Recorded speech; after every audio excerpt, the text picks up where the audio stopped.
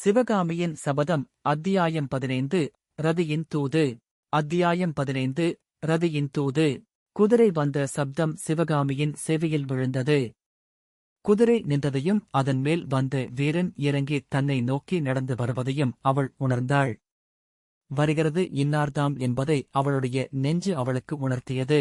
இருந்தாலும் திரும்பிப் பார்த்து சந்தேகம் தீர வேண்டுமென்ற ஆவல் அளவில்லாமல் எழுந்தது. அந்த ஆவலை பலவந்தமாக அடக்கிக் கொண்டு சிவகாமி சிலையைப் போல் அசையாமல் நின்று கொண்டிருந்தாள். குமார சக்கரவர்த்தி மாமல்ல நரசிம்மர் கையில் பிடித்து வேலுடன் வந்து சிவகாமியின் அருகில் குளக்கரைப்படியில் நின்றார். குளத்தின் தெளிந்த நீரில் சிவகாமியின் உருவத்துக்குப் பக்கத்தில் நரசிம்மவர்மரின் உருவமும் புலப்பட்டது. அப்போதும் சிவகாமி அவரை திரும்பிப் பார்க்கவில்லை.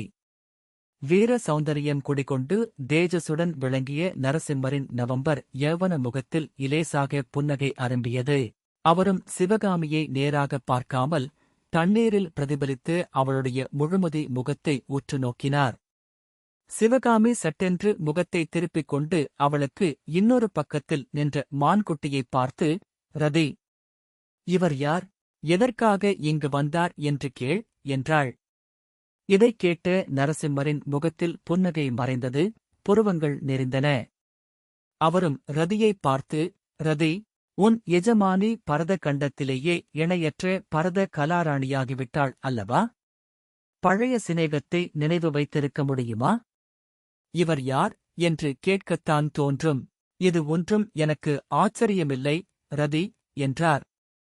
சிவகாமி ஆத்திரம் நிறைந்த குரலில் கூறினாள், ரதி, ஆச்சரியத்தையே அறியாதவரான சக்கரவர்த்தியின் திருக்குமாரருக்கு என்னுடைய 1000 கோடி நமஸ்காரத்தைச் சொல்லிவிட்டு இதையும் சொல்லு.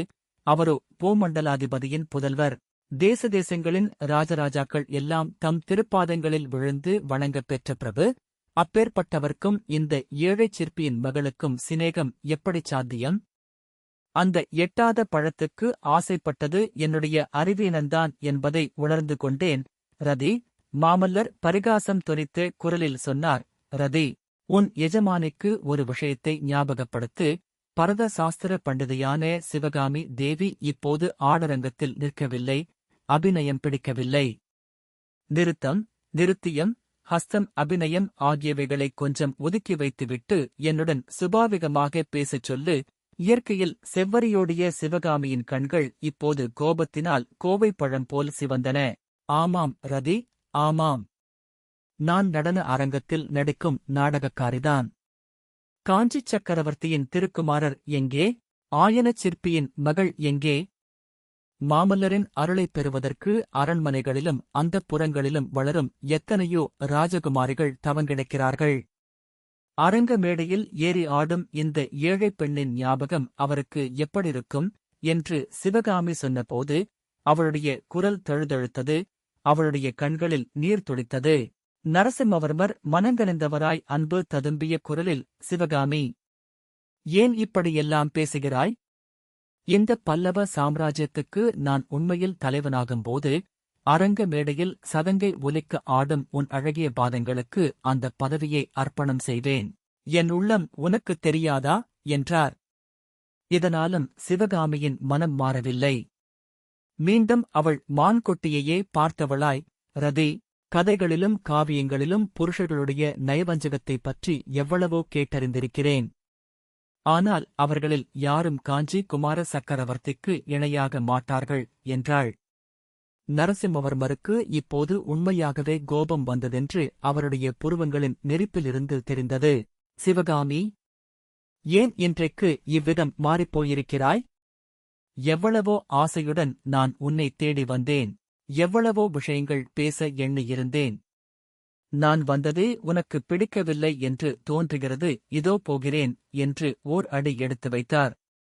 அப்போது சிவகாமி விம்மிய குரலில், ரதி, அவர் போகிறதாயிருந்தால் போகட்டும், ஆனால் குற்றத்தை என் பேரில் சுமத்திவிட்டு போக வேண்டாமென்று சொல்லு என்றாள்.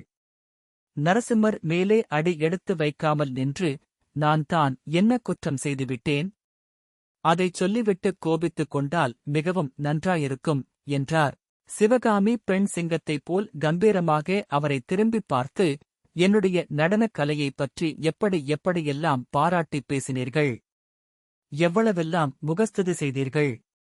அப்படியெல்லாம் பேசிவிட்டு என் அரங்கேற்றத்துக்கு ஏன் வராமல் இருந்தீர்கள் என்று கண்களில் கனல் பறக்கக் கேட்டாள். நரசிம்மர் கலகலவென்று சிரித்து, இதை முன்னமேயே கேட்டிருக்கக் கூடாதா? நான் அரங்கேற்றத்துக்கு வரவில்லை என்று உனக்கு யார் சொன்னது? மேல் உப்பருகையில் என் தாய்மார்களோடு உட்கார்ந்து பார்த்துக் கொண்டுதான் இருந்தேன். அவர்களுக்கு பரத சாஸ்திர நுட்பங்களைப் பற்றி அவ்வப்போது எடுத்துச் சொல்லிக் கொண்டிருந்தேன். நான் சபையில் நேரில் வந்து உட்கார்ந்தால் ஒருவேளை உன் ஆட்டத்துக்கு பங்கம் விளையுமோ என்று பயந்தேன். அதற்காக இவ்வளவு ஆர்ப்பாட்டமா என்று கேட்டபோது சிவகாமியின் முகத்தில் அதுவரை காணப்படாத மகிழ்ச்சியும் மலர்ச்சியும் தோன்றின. நரசிம்மரை ஆர்வத்துடன் நோக்கி, இதை ஏன் முன்னமே நீங்கள் சொல்லவில்லை என்று கேட்டாள். சொல்வதற்கு நீ இடம் கொடுத்தால்தானே? இன்னும் எவ்வளவோ சொல்ல வேண்டியிருக்கிறது. உன்னுடைய சிம்மாசனத்தில் உட்கார்ந்து பேசலாம், வா என்று கூறி நரசிம்மர் குளக்கரையில் மரத்தடியில் அமைந்திருந்த பலகையை பார்த்தவாறு சிவகாமியின் கரத்தைப் பிடித்து அழைத்துப் போக எத்தனித்தார். சிவகாமியோ அவர் பிடித்த கையைச் சட்டென்று இழுத்துக்கொண்டு மானைப்போல் துள்ளிக் கரைமீது ஏறினாள்.